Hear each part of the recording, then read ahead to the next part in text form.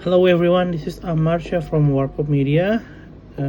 Today is July 3rd, 2026, 4:40 a.m. Jakarta time, which is approximately 24 hours after the Jaylen Brown trade.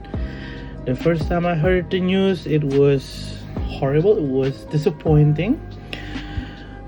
He was a 5-time All-Star, 2 times All-NBA, Finals MVP, and actually the guy that carried us to the second seed last season with Jaylen Brown as the main guy, Jason Tatum not being present for the most part of the season, and to learn that he was traded for an aging Paul George and a bunch of picks that I don't know how to value it. It just makes things even more disappointing for me.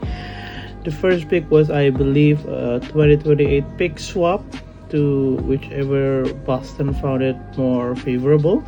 And the second pick was a 2031 first round pick. I think it was unprotected. Nevertheless, I don't really see the value in those picks, because with this move, the Sixers that are making, they don't really lose a lot more capital. If you hiccup a few bad seasons could actually propel them to regain stability and to rebuild from there. They don't really have to give that much more of a capital and keep their core intact. While for the Celtics, they got an aging Paul George who has a history of injury. They lose an elite defender, primary transition scorer, who was previously set for a trade package to the Milwaukee Bucks for Giannis Antetokounmpo.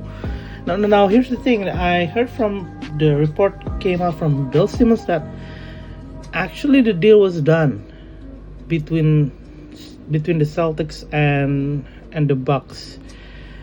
The only fallback from the deal was Giannis asked for a 3-year deal that would take 35% of the cap space, and Celtics, well, in this case, Brad Stevens would only want to take 30% of the cap space maximum, and a deal of 2 years worth.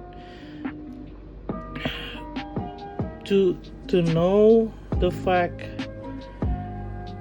this could have happened, and they chose to ship Brown to a division rival with picks that I don't know how to value it, with picks that I don't know if it's going to be worth it in the long run. It's just head scratching, questionable decision making by Brad Stevens and the Celtics organization. I also learned from the reports from NBC as Boston is that Jaylen Brown was actually never requested for a trade. So this makes things even more personal between Jaylen Brown and the Celtics organization. I just can't get my head wrapped around this trade.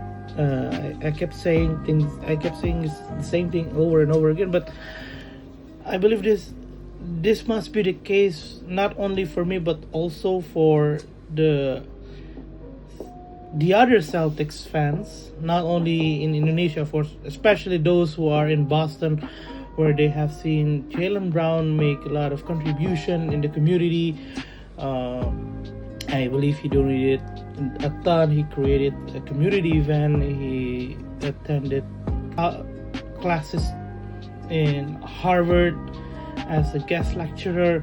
I mean, that's a lot coming from a basketball player. He was one of the smartest basketball player in the NBA, maybe in the world. He got brain, he got talent on and off the court. It was disappointing. I am at a loss of word, and I use WRKP Media as a vessel for me to pour out my heart about this trade. Throughout the years of being a Celtics fan, this has to be one of the most disappointing moments ever, and I don't expect to experience this kind of emotional breakdown anymore in the future. But considering the Celtics are now focusing more on getting profit instead of winning actual basketball championship and building dynasty, so I guess I have to keep my expectation low, and let's see what the Celtics will become in the next few years.